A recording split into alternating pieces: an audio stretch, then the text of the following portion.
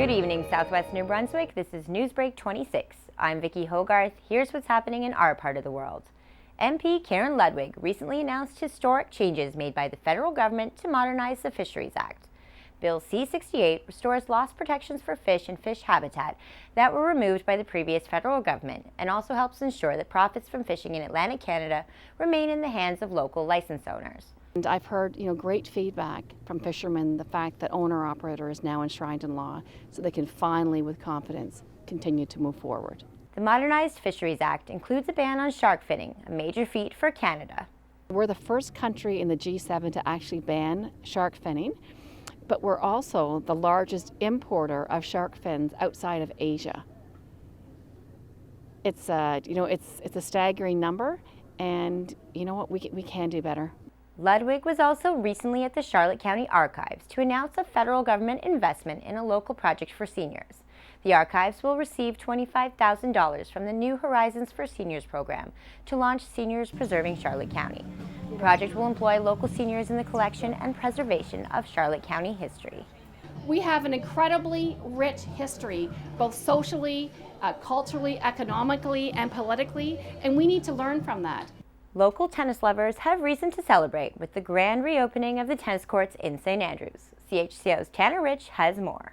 Dozens of residents gathered in St. Andrews for the grand opening of the newly refurbished tennis courts. Mayor Doug Naish and Mary Wabma, president of the St. Andrews Community Tennis Association, were on hand to give short speeches welcoming players to their new court. The Dunn Foundation and its pledge of $50,000 gave us the kickstart we needed to begin the refurbishment. The town of St. Andrews had various projects scheduled for 2019, and we are pleased the refurbishment of the tennis courts was one of them. SACTA completed the team with a commitment of $20,000.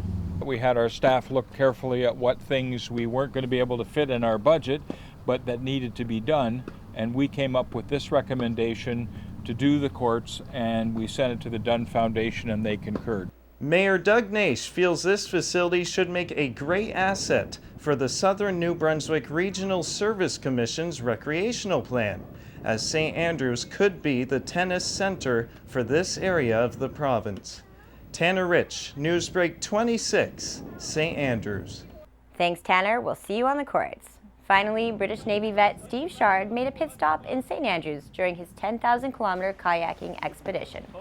Shard is trekking the Great Loop of North America to commemorate his 60th birthday, and also as a fundraiser for HMCS Sackville and the Canadian Kidney Foundation.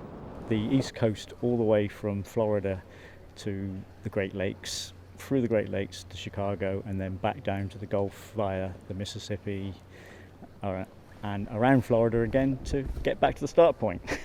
Shard is en route to finishing his journey in Halifax next month. In the meantime, he's relying on world-famous Maritime hospitality. It's been the people that have made the trip for me. The hospitality, the generosity of everybody that's taken me in for a night's stay, fed me, clothed me, showered me. That's all the news I have for you. For more stories and online exclusives, follow us on Facebook at CHCO.TV. A news and public affairs production of CHCO-TV, New Brunswick's only source for independent community television.